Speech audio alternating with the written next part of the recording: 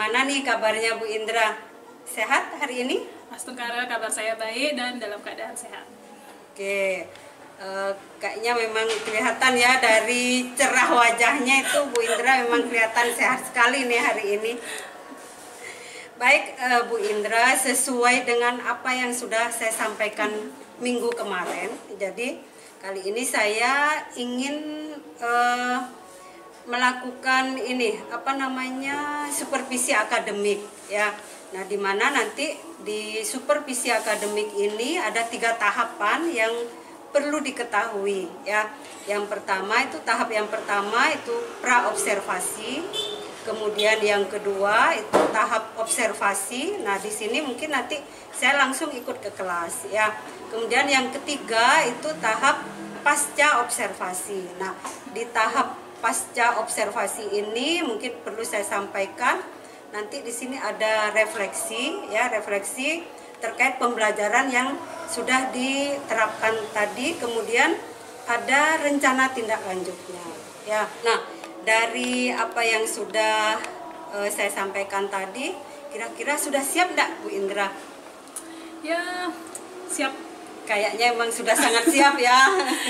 Harus siap ya Bu ya. Iya, oke, kalau emang sudah siap. Nah, dari pra observasi hari ini, jadi saya ingin menanyakan beberapa hal nih Bu Indra terkait pra observasi ya. Nah, di sini dari beberapa hal tadi mungkin saya ingin menanyakan materi apa yang ingin Ibu sampaikan nanti ketika saya melakukan supervisi ke kelas. Oke, baik Bu. Jadi untuk supervisi ini kita akan masuk kepada materi hidrosfer, di mana khususnya kita akan membahas mengenai siklus hidrologi dan perairan darat. Oke, berarti Ibu mau membahas tentang materi hidrosfer ya, yang lebih mengkhusus lagi ke siklus hidrologi dan kemudian perairan daratnya, itu yang akan dibahas materinya ya. Baik, terima kasih Bu Indra. Nah, dari apa yang sudah tadi Ibu sampaikan, kira-kira di kelas mana nanti yang akan Ibu ajar nanti? Ya, kebetulan besok saya ada jadwal di kelas 10.5. Oh, berarti di kelas 10.5 ya. Jadi bisa saya simpulkan, jadi Ibu nanti mengajar di kelas 10.5 materi hidrosfer ya. Nah, dari materi yang akan Ibu sampaikan, kira-kira tujuan pembelajarannya yang ingin dicapai apa saja nih Bu Indra? Oke, tujuan pembelajarannya ada 2. Perlu dijabarkan? Iya. Baik, tujuan jadi ada 2 ya? Iya, silakan. Ada 2 tujuan pembelajaran. Yang pertama yaitu peserta didik dapat menentukan jenis-jenis siklus hidrologi, dan yang kedua peserta didik dapat mengomunikasikan hasil diskusinya terkait dengan siklus hidrologi dan perairan darat. Oh ya, berarti ada 2 tujuan pembelajaran di materi yang akan Ibu berikan nanti ya. Jadi sesuai dengan tujuan pembelajaran tadi, yang pertama itu menentukan jenisnya, kemudian yang kedua mengomunikasikan. Iya ya. Nah, dari apa yang sudah Ibu sampaikan tadi terkait tujuan pembelajaran, kemudian hal apa yang ingin dikembangkan oleh Bu Indra saat pembelajaran di kelas nanti? Jadi saya ingin mengarahkan anak-anak agar mereka bisa mengemas materi dengan baik dalam bentuk, mungkin bisa dalam bentuk mind mapping, PowerPoint, dan infografis, dan juga bisa mereka memanfaatkan Canva, sehingga di sana bisa mengasah kreativitas mereka dalam materi itu. Jadi bukan hanya belajar, tapi mereka juga mengasah keterampilan. Jadi bisa belajar sambil bermain ya. Nah, jadi 2 hal sekaligus. Oh gitu. Jadi Bu Indra akan ini ya, yang melihat di produknya nanti yang akan ditampilkan. Karena di sana akan kelihatan kreativitas anak-anak, mereka mendesain.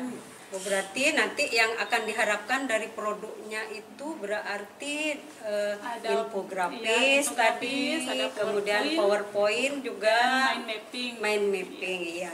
Bagus sekali itu Bu Indra, luar biasa sekali. Ya, dari apa yang sudah Bu Indra inginkan dari produk yang diinginkan ke anak-anak itu terkait minatnya masing-masing. Jadi strategi apa nih yang ingin Bu Indra ini gunakan nanti di pembelajaran di kelas? Baik, jadi kalau saya pribadi sebagai siswa ya Bu ya, saya tentunya senang kalau dikasih hadiah. Nah, iya, gitu. Jadi betul. beranjak dari situ saya coba membuat reward. Nah, kemudian saya buatkan reward dalam bentuk bintang. Jadi mungkin itu bisa menggugah anak-anak biar lebih semangat belajar. Sehingga ketika anak-anak yang aktif saya berikan reward itu, anak-anak yang tidak aktif itu mungkin dia akan, wah saya juga mau dong dapat reward. Nah, secara tidak langsung itu akan membuat anak-anak menjadi berlomba-lomba, lebih semangat lagi ya. Ya, itu sih strategi yang ingin saya terapkan. Berarti Bu Indra akan memberikan reward kepada siswa yang aktif ketika di pembelajaran nanti. Baik. Wah, itu luar biasa sekali Bu Indra. Masih belajar juga. Iya, ya baik. Setelah pra-observasi hari ini, besok saya akan langsung ikut ke kelas ya, langsung observasi. Nah, kira-kira jam berapa nih besok? Oke, jadi besok kebetulan saya dapat jam pertama, jadi jam 7 ya. Jadi kita masuk ke kelas sebelum jam 7 karena anak-anak ada persembahyangan dan menyanyikan lagu Indonesia Raya sebelum akhirnya masuk ke jam pertama. Jam pertama, oh berarti jam 7 ya sudah ada di kelas. Oke, terima kasih banyak Bu Indra. Kita bertemu besok pagi ya. Yang jelas selalu semangat. Semangat. Semoga apa yang Bu Indra terapkan nanti di kelas bisa memenuhi kebutuhan belajar murid. Harapan saya juga sama, Bu. Iya. Baik, terima kasih banyak. Selamat siang Bu Indra. Selamat siang, Bu. Lebih pagi lagi ya. Oke, sudah siap bukunya? Sekarang tolong dicek ya. Kira-kira ada sampah enggak? Ya. Nah, kalau masih ada sampah, tolong diambil, disimpan nanti dibuang. Ya. Coba lihat di kanan kirinya atau di bawah. Walaupun bukan sampah sendiri ya. Kalau ada sampah, tolong diambil biar kelasnya bersih.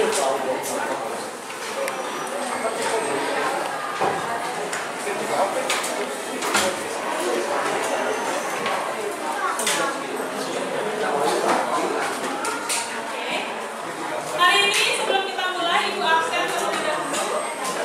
Ada yang tidak hadir? Siapa?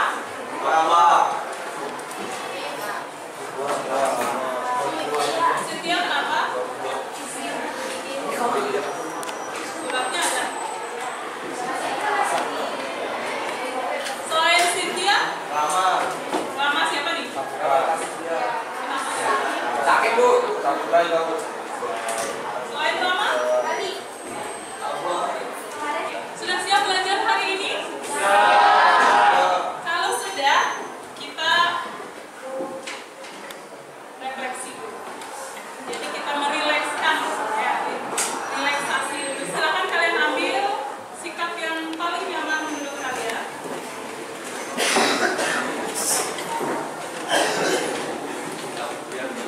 Silakan ambil sikap yang paling nyaman menurut kalian. Kemudian tutup mata kalian. Kalau sudah nyaman, silakan tutup matanya. Ditutup. Ya. Oke, masih ada yang ibu lihat gerakan kursi. Tenangkan dulu. Setelah itu silakan atur nafas kalian.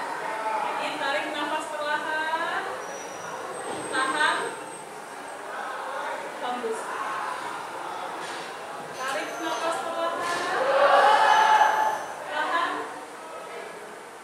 hembus. Silakan lakukan beberapa kali.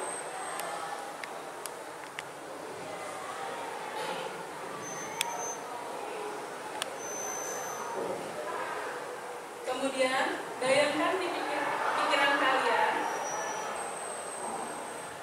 apa yang menjadi harapan kalian hari ini.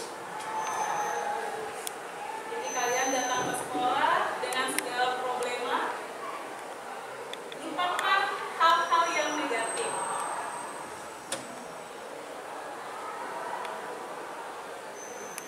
Jadi kalian di sekolah hanya membawa hal-hal positif. Ingat apa yang ingin kalian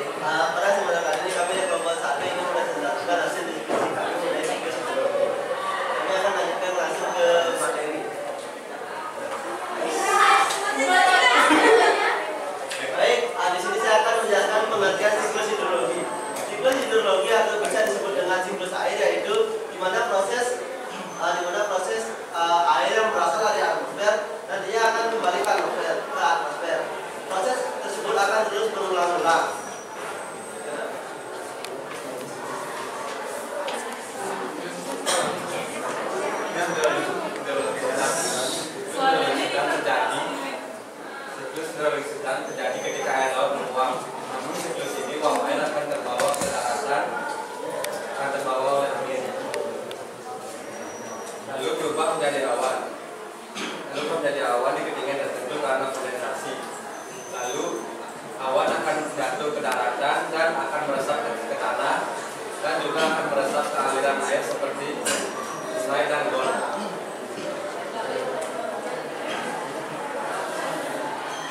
Baik, di sini saya akan menjelaskan siklus hidrologi panjang. Siklus hidrologi panjang diawali dengan evaporasi dan kemudian kondensasi air laut. Awan lalu akan bergerak menuju ke tempat lebih tinggi di area daratan oleh angin.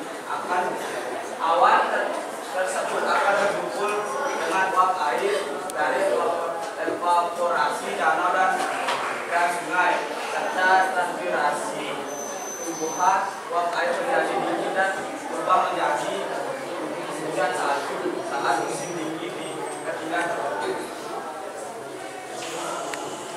Baik, di sini saya akan menjelaskan perbedaan dari tiga jenis siklus hidrologi tersebut. Pada siklus sedang dan pada siklus pendek terjadinya presipitasi di atas laut. Dan pada siklus sedang angin menggerakkan awan ke daratan dan presipitasi terjadi di daratan. Dan sedangkan pada siklus panjang terjadinya di dataran yang lebih tinggi. Di sana mengalami proses sublimasi atau pembentukan awan yang mengandung nektar atau kristal es. Nah, kristal es tersebut nanti menjadi hujan salju. Salju yang mencair akan mengalir ke perairan darat dan mengalami dan kembali ke laut dan mengalami ulang semua daun ulang. Siklus hidrologi. Baik, sekian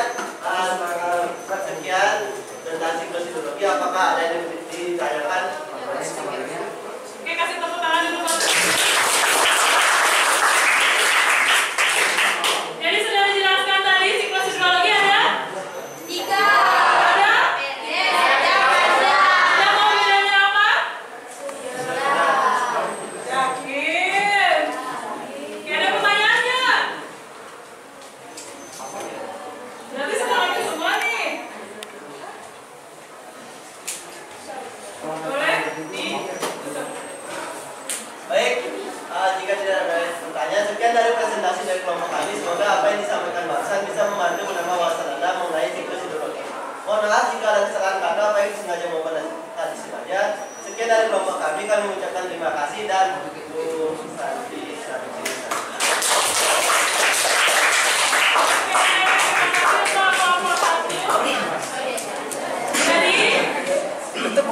Dalam siklus hidrologi itu ada 3 ya, siklus pendek, panjang, dan sedang. Siklus pendek itu evaporasi, kondensasi, presipitasi jatuh kembali di laut. Makanya dibilang pendek. Ya, seperti yang sudah dijelaskan tadi. Nah, kemudian siklus sedang sama, evaporasi itu dari laut. Kalau dari tumbuhan namanya transpirasi. Gabungan dari keduanya namanya evaporasi.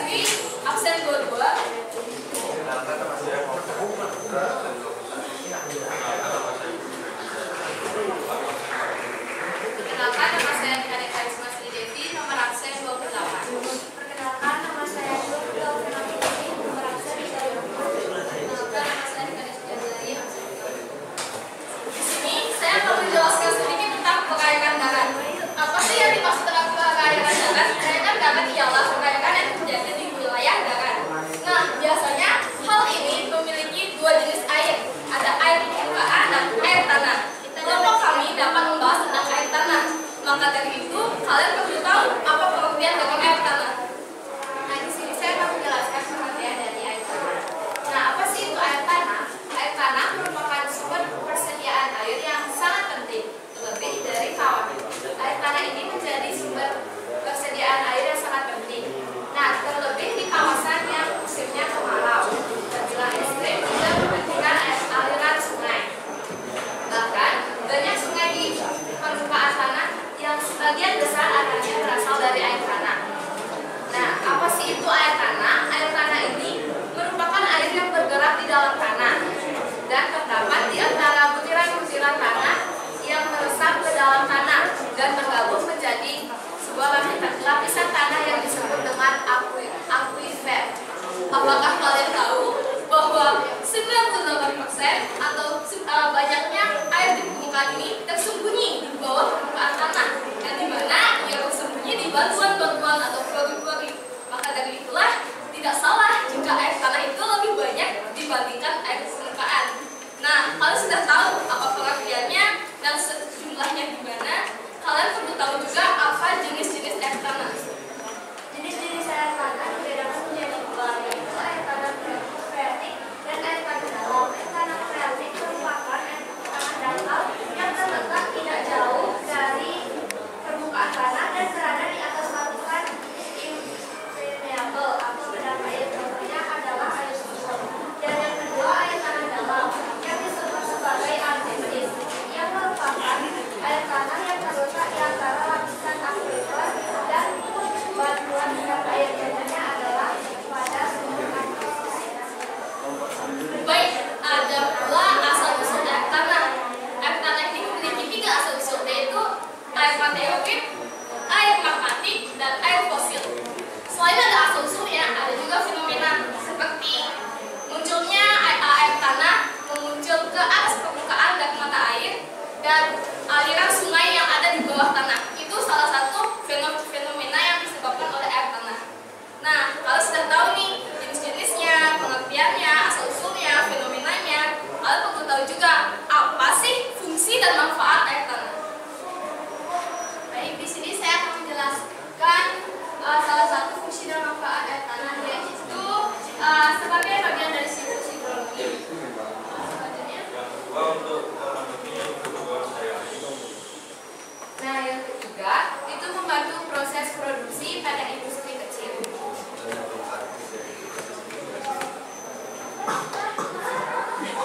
Proses imigrasi petani.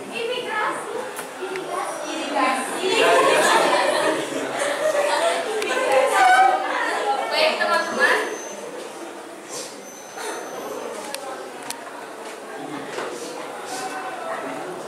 tim saya sudah menjelaskan apa itu pengertian, jenis-jenisnya, asal-usulnya, apa manfaatnya dan fungsinya. Kali ini saya mengizinkan para audiens untuk bertanya atau jika ada kejanggalan. Silakan sesi tanya jawab bisa di.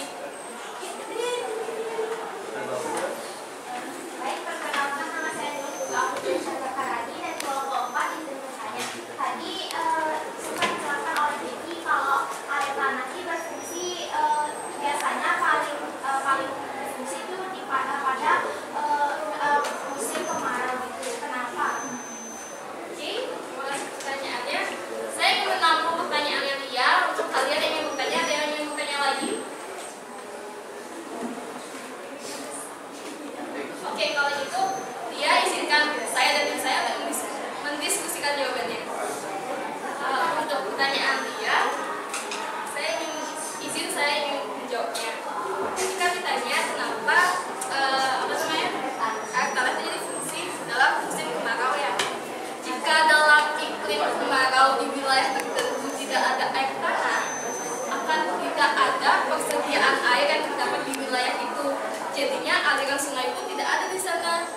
Jadinya kalau misalnya warga di wilayah itu melakukan aktivitas ini kesusahan juga. Apakah masih ada kejanggalan atau lagi ditanyakan lagi? Berarti air tanah itu fungsinya buat menampung airnya buat persediaan air. Iya, sama seperti pengertian tadi, air tanah itu menjadi peran penting untuk persediaan air, apalagi di wilayah yang jarang hujan atau mengalami kekeringan atau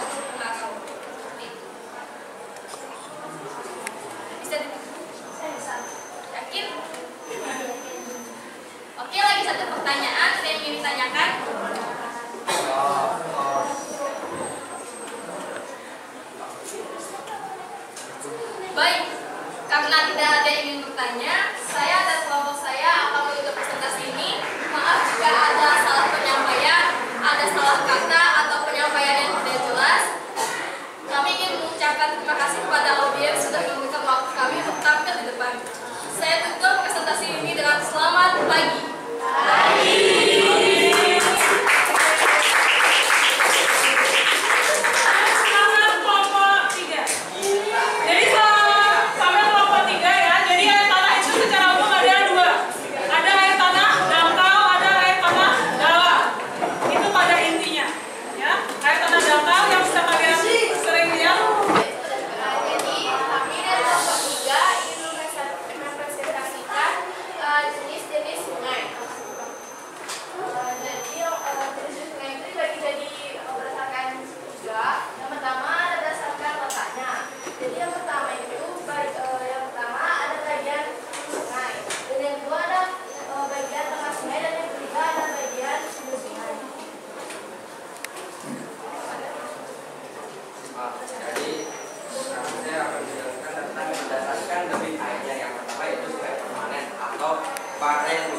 Nah, sungai ini akan mengalir airnya terus baik di musim penghujan maupun musim kemarau. Jadi saya akan menjelaskan gimana sungai periode. Sungai periode ini sungai yang ada melimpah di musim hujan dan berkurang di musim kemarau. Contohnya Sungai Serayu dan Sungai Palada.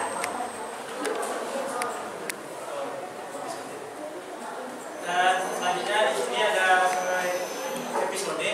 Nah, sungai episode itu sungai yang mengalir terus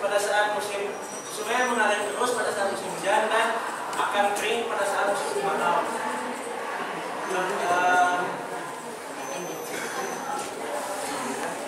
Contohnya seperti sungai-sungai yang ada di NTT dan NTB. Dan bahkan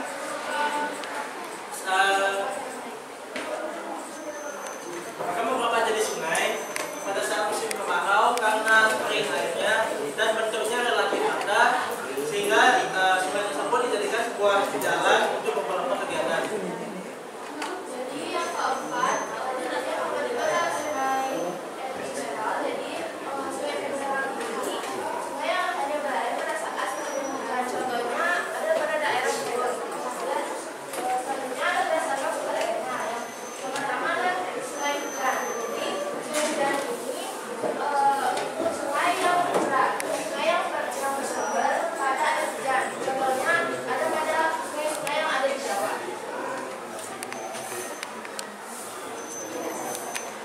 Dan kedua ada sungai glasier, itu sungai yang berasal dari es atau salju yang mencair. Contohnya seperti sungai di Kanada, Greenland, Skandinavia, dan Rusia. Sungai campuran. Seperti namanya, sungai ini adalah campuran dari sungai hujan dan sungai glasier. Dan itu sumber air dari sungai campuran itu yaitu dari mata air hujan, dan lelehan dari es. Contohnya itu sungai Memendaramu di Papua.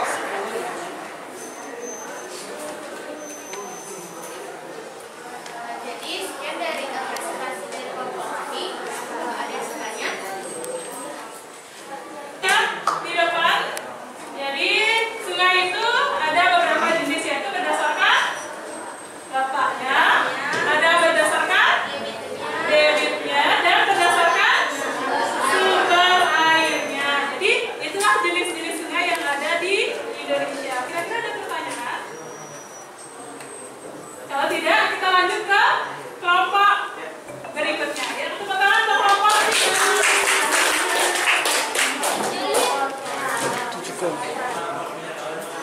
Baik, kami dari kelompok 4 akan mempresentasikan mengenai pola-pola aliran sungai. Jadi di sini saya akan menjelaskan pengertian sungai. Sungai adalah aliran air permukaan yang berbentuk memanjang dan mengalir secara berjulur dari hulu ke hilir.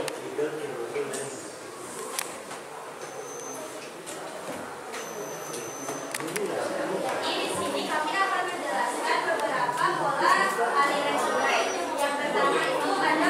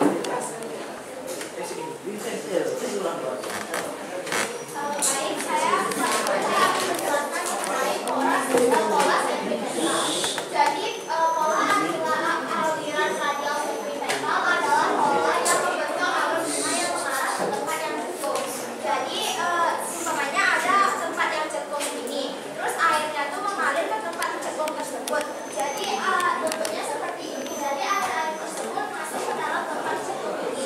Terus selanjutnya yaitu pola sentrifugal. Pola aliran sentrifugal adalah pola aliran yang bentuknya menyebar secara radial dari titik ketinggian tertentu. Biasanya terdapat di daerah pegunungan yang aliran airnya menyebar ke arah lereng. Jadi kan ada pegunungan. Jadi pegunungannya tuh air yang jatuh ke pegunungannya tuh dia turun ke daerah yang lebih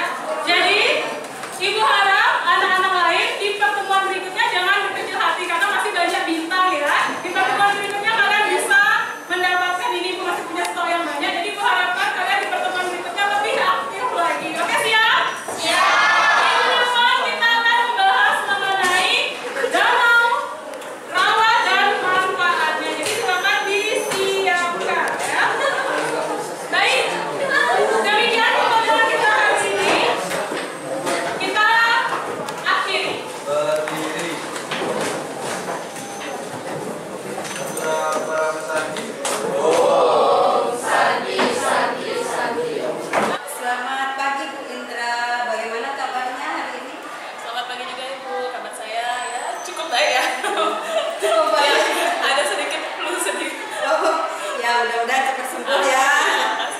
Oke Bu Indra, saya minta waktunya sebentar saja ya. Untuk hari ini saya akan melakukan praktek coaching ya. Praktek coaching yang sudah saya observasi kemarin ketika supervisi terhadap proses pembelajaran yang sudah dilakukan di kelas ini. Baik, dari percakapan kita hari ini, kira-kira apa yang ingin Bu Indra harapkan atau dapatkan?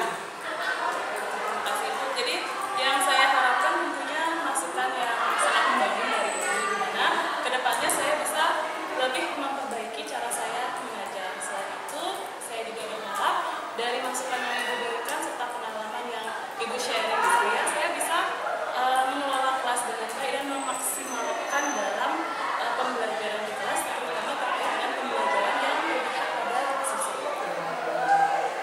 Begitu ya, jadi hari ini Ibu ingin mendapatkan masukan atau lebih ke sharing pengalaman ya, terkait pembelajaran yang berpihak pada murid ya.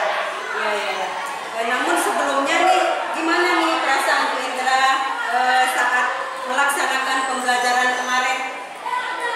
Kalau boleh jujur ya Bu ya, sekarang sih leganya ya, tapi kemarin tuh deg-degannya luar biasa. Terlebih siswa juga galau nih Bu, apa sih yang saya harus persiapkan? Jadi siswa ini sudah bertanya-tanya, kemudian mereka berdiskusi Bu, bagaimana nanti saat supervisi apa sih yang harus dipersiapkan gitu. Dan dari situ juga ada hal positif nih Bu, karena dari hal itu saya lebih mempersiapkan diri dengan maksimal, mulai dari RPP atau modul aja, kemudian ada media pembelajaran, kemudian bahan aja, sehingga dari supervisi ini saya rasa saya lebih maksimal dalam mengajar. Oke. Wah, saya ikut senang kalau Bu Indra sekarang udah lega tadi ya, karena persiapannya yang lebih maksimal lagi ya. Bahkan sampai murid pun ikut mempersiapkannya. Oke, dari kegiatan yang sudah berlangsung, apa yang menurut Bu Indra sudah baik dilakukan dengan strategi yang Ibu sampaikan kemarin ketika pra-observasi? Jadi kemarin setelah ikut dalam kegiatan belajar mengajar saya rasa semua hal yang sudah saya rencanakan itu secara umum sudah berjalan jelas ya, dimana mulai dari kegiatan pendahuluan saya sudah melakukan observasi kepada siswa, kemudian saya mencoba mengajak siswa untuk duduk hening sehingga saya harapkan dalam pembelajaran dia bisa lebih fokus. Kemudian masuk ke kegiatan ini saya sudah berusaha menjadi fasilitator supaya anak-anak lebih nyaman dalam belajar. Dan terakhir di kegiatan penutup saya sudah mengajak anak-anak untuk menyimpulkan apa yang kita pelajari hari ini dan memberikan reward kepada anak-anak yang aktif. Nah, namun saya rasa juga itu belum maksimal karena ada beberapa hal yang mungkin terlewat Bu ya. Misalnya dari segi diskusi itu saya rasa ada waktu yang cukup panjang, jadi melebihi porsinya dan masih ada anak-anak yang belum aktif. Nah, sehingga itu juga menjadi pembelajaran tersendiri. Berarti sudah sesuai dengan rencana yang dibuat ya. Tadi kan sudah disampaikan sudah sesuai dengan rencana yang dibuat dari pendahuluan, kemudian kegiatan inti sampai di penutup serta di rewardnya sudah diberikan pada anak-anak ya. Nah, kemudian nih terkait tujuan pembelajarannya, kira-kira apa sudah tercapai? Dari tujuan pembelajaran yang waktu ini saya sampaikan yaitu tentang menentukan jenis-jenis fisiologi dan kelainan darat, secara umum sudah tersampaikan semuanya, namun saya rasa bisa dimaksimalkan lagi. Oke, berarti secara umum tujuan pembelajarannya sudah tercapai ya Bu. Lalu dari pembelajaran yang sudah Ibu lakukan, kira-kira hal baik apa nih yang muncul saat kegiatan supervisi kemarin? Kemudian hal baik apa yang harus dipertahankan dan yang belum muncul yang Ibu harapkan ada? Oke, terima kasih Bu. Jadi dari kegiatan supervisi kemarin saya lihat hal-hal baik ya yang bisa dipertahankan, terutama kita sebagai pendidik. Yang pertama pastinya kita mempersiapkan diri ya, entah itu di supervisi atau tidak. Sepertinya setiap guru wajib mempersiapkan dirinya, mulai itu dari RPP atau modul ajarnya, kemudian dari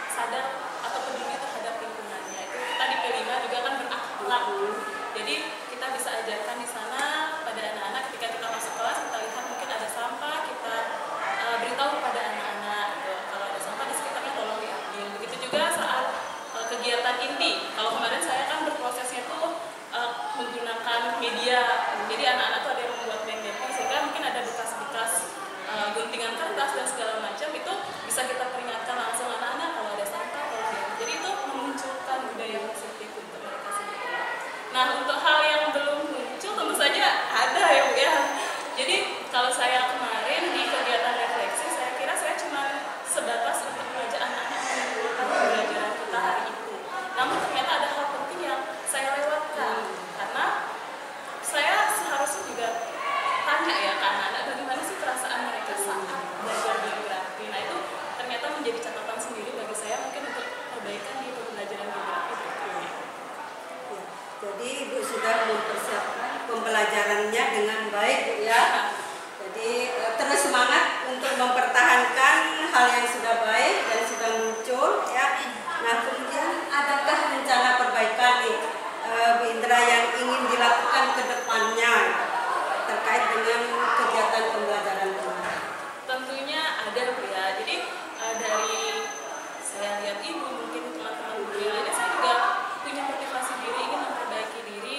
Mungkin saya bisa mengikuti pelatihan-pelatihan baik itu secara daring maupun secara luring, karena sekarang banyak pelatihan-pelatihan terutama terkait dengan pembelajaran yang berpihak pada siswa. Selain itu saya juga bisa melakukan sharing ya, jadi kepada rekan-rekan guru yang mungkin lebih berpengalaman. Jadi di sana saya bisa mendapatkan ilmu sehingga itu juga bisa meningkatkan kualitas saya. Oke. Satu lagi Bu, saya juga bisa, karena tadi ada beberapa yang tertinggal nih, jadi saya mungkin mensiasati itu dengan membuat sedikit catatan kecil. Jadi hal-hal yang bisa saya sampaikan dan apa yang kurang di anak-anak, jadi itu tidak akan terlewatkan ya. Jadi lebih terutama di bagian refleksi itu, sehingga kita bisa tahu bagaimana sih pembelajaran kita saat ini. Oke, jadi bisa saya simpulkan ya, rencana perbaikan yang akan dilakukan nanti mengikuti pelatihan baik daring atau luring ya. Kemudian sharing dengan teman sejawat dan kemudian membuat catatan kecil ya. Kira-kira nih dari segi dukungan Ibu Indra, segi dukungan yang seperti apa yang Ibu inginkan? Ya, yang pertama tentunya saya sangat berharap dukungan dari sarana penunjang ya Bu ya. Kemudian dari teman-teman sendiri, karena kalau saya sendiri nggak mungkin bisa bergerak ya, kita akan bisa bergerak jika bersama-sama. Jadi dengan adanya rekan atau teman sejawat itu kita bisa berbagi, kita bisa sharing sehingga ilmu kita lebih lengkap. Oke, berarti dari segi dukungan sarana ya sebagai penunjang, kemudian kolaborasi dengan teman sejawat. Ya. Kapan nih kira-kira Bu Indra akan melakukan kegiatan ini? Kapan ya? Aduh, sebenarnya setelah kita melakukan supervisi ini asik banget kita melakukan ini, tapi sayangnya kita terbentur dengan liburan ya. Jadi setelah ini anak-anak liburan, mungkin pada saat liburan itu saya bisa mempersiapkan diri secara mandiri dulu untuk menyiapkan bagaimana sih kita mempersiapkan pembelajaran inovatif, kreatif, dan berpihak kepada siswa. Jadi mungkin nanti saya susun dulu, saya usahakan dulu sendiri. Begitu ya, jadi Bu Indra akan mengimplementasikannya nanti ya setelah Setelah, liburan. ya, Berarti di awal semester ya. depan ya akan melakukan itu. Wah, mantap sekali nih Bu Indra. Saya sangat senang mendengar apa yang akan Bu Indra lakukan. Oh iya nih Bu Indra, terkait kurikulum yang kita terapkan di sekolah kita sekarang ya, terkait kurikulum merdeka. Jadi kita diharapkan pembelajaran itu berpihak pada murid ya. Yang biasanya dikenal dengan pembelajaran diferensiasi. Nah, kira-kira Bu Indra pernah nggak melakukan pembelajaran berdiferensiasi? Jadi sebenarnya kalau saya dengar itu kayaknya asing Bu ya gitu, tapi sebenarnya secara eksplisit saya sudah menerapkannya. Tidak terlihat lah, sepertinya belum, tapi secara implisit ya saya maksud ya. Implisit itu saya sudah menerapkannya. Contohnya kemarin saat supervisi saya sudah membebaskan anak-anak memilih produk yang mereka senangi, sehingga dari situ pasti ada berbagai produk ya. Kalau kemarin kita lihat ada mind mapping, infografis, kemudian ada PowerPoint. Jadi di sana anak-anak bisa lebih nyaman belajar, mengekspresikan apa yang dia sukai.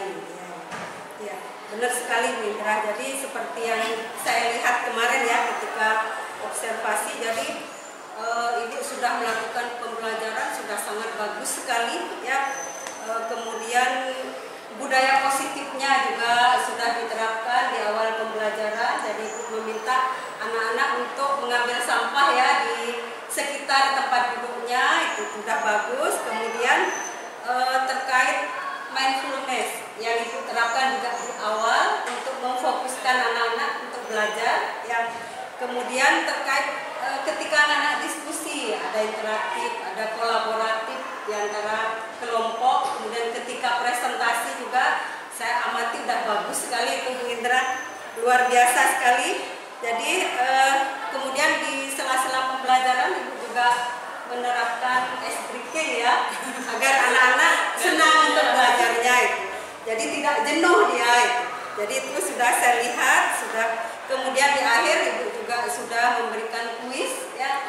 Setelah kuis Ibu meminta salah satu untuk menyimpulkan dari pembelajaran.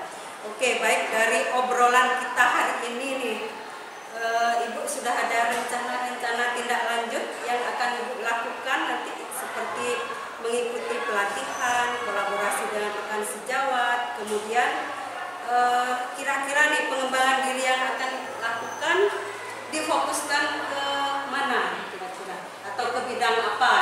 Jadi rencana pengembangan diri yang saya lakukan, saya akan mengembangkan diri dengan mengikuti berbagai pelatihan yang berkaitan dengan pembelajaran dan diferensiasi itu sendiri, di mana itu yang lebih kita kaitkan dengan perkembangan teknologi saat ini.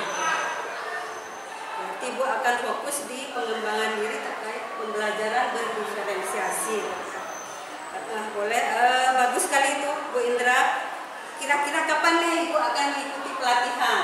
Ya, mungkin segera Bu ya. Jadi setelah ini mungkin saya bisa cari informasi terlebih dahulu. Jadi setelah kita tahu informasi itu baru kita bisa kan tindak lanjutnya gimana. Jadi saya bisa mengikuti, kan tidak harus daring atau ya bisa saja kita luring kan. Jadi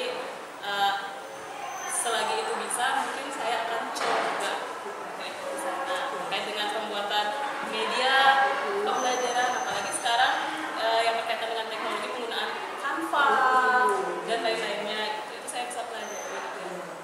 Oke, baik Bu Indra, terima kasih banyak. Kita sudah di penghujung waktu. Jadi satu pertanyaan saja buat Bu Indra terkait ini coaching hari ini. Bagaimana perasaan Bu Indra setelah saya lakukan coaching, atau bisa simpulkan? Oke. Jadi kalau sekarang ya plong gitu rasanya ya. Jadi kalau kemarin leganya, sekarang plongnya gitu. Jadi udah selesai rentetan peristiwa enggak. Jadi hari ini benar-benar plong karena saya sudah merasa lega gitu, karena sudah bisa berbagi. Saya juga bisa sharing apa sih yang saya alami dengan Ibu, sehingga saya juga bisa mendapatkan pengalaman, masukan, dan yang pasti di sini saya ternyata perlu lebih banyak belajar lagi gitu. Karena yang namanya manusia tidak akan pernah berhenti belajar ya. Dimana saya juga perlu memperhatikan lebih detail bagaimana kebutuhan siswa di kelas, dan kedepannya agar saya bisa merancang pembelajaran yang menyenangkan, kemudian nyaman bagi anak-anak dan membuat anak-anak bahagia. Wah, saya ikut senang nih Bu Indra jika sekarang perasaannya sudah plong ya. Setelah disupervisi kemarin, Bu Indra sudah plong, sudah lega itu. Terima kasih banyak atas waktunya. Mudah-mudahan apa yang nanti menjadi tindak lanjut